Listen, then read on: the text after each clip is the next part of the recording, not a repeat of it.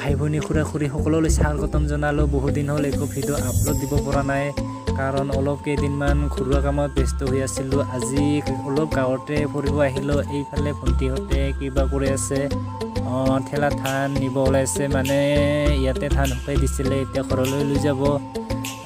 তাৰপিছত এইজন হ'ল মোৰে বৌ হয়, মানে কি এইখন ৰাস্তাত ইমান গাড়ীৰ চলাচল নাই, আৰু পকা ৰাস্তাত ধান শুকাই দিলে সোনকালে শুকাই বুলি কয়। সেইকাৰণে গাঁৱৰ কিছুমান মানুহে ৰাস্তাত এনেকৈ ধান শুকাই দিয়ে। এয়াই গাঁৱৰ পৰিৱেশৰ পৰিস্থিতি আৰু দেখুৱাই আছোঁ, ভিডিঅ'টো চাই থাকক। এতিয়া যাই আছোঁ কাৰেঙত ধান বহনা মেচিন চাবলৈ যাই আছোঁ বৰ্তমান। এই ৰঙাটোৱে চাগে মেচিন, আৰু এইজনী মোৰে বৌ হয়, বৌৱে মেচিনত ধান বাহিনী আছে, আৰু এইটোৱে এটা হ'ল কাৰেঙত ধান বহনা মেচিন।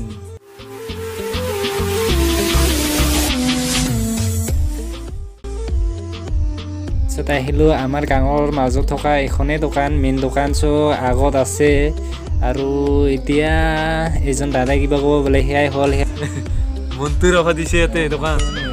মনটো মনি দোকানত কিমান দিন হ'ল দোকান দিয়া? মোটামুটি হ'ল 30 বছৰমান। হ'ব দে, চাওঁ কাঠবিলাকো কৈছোঁ, তাত 200 ৰাজা লাগিছে 30 বছৰীয়া। এই গাড়ীখন তো কি গাড়ী? এইফালে তাৰাবাৰী যায়, তাৰে বাৰী যায়, দাবৰাং যোৱা ৰাস্তা আৰু তাৰাবাৰী যোৱা ৰাস্তা। কোনফালে? এইফালে দাবৰাং যায়, এইফালে দাবৰাং যায়, এইফালে তাৰাবাৰী যায়।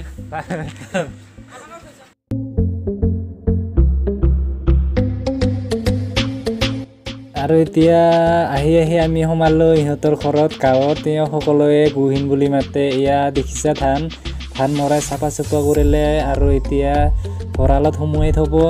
এইজনে হ'ল আমাৰ গাঁৱত তেওঁ সকলোৱে গুহিন বুলি মাতা মানুহজন হ'ল গুহিন।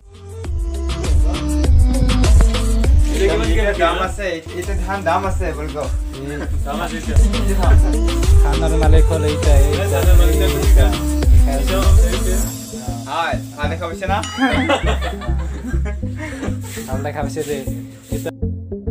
গাঁৱৰ পৰিস্থিতি, খেতিয়কসকলে ঘৰে ঘৰে এনেকুৱা কামত ব্যস্ত হৈ আছে, আৰু এইফালে ঘৰ সাৰি আছে এজন গোটেই গোটেই লগাইছে আজি।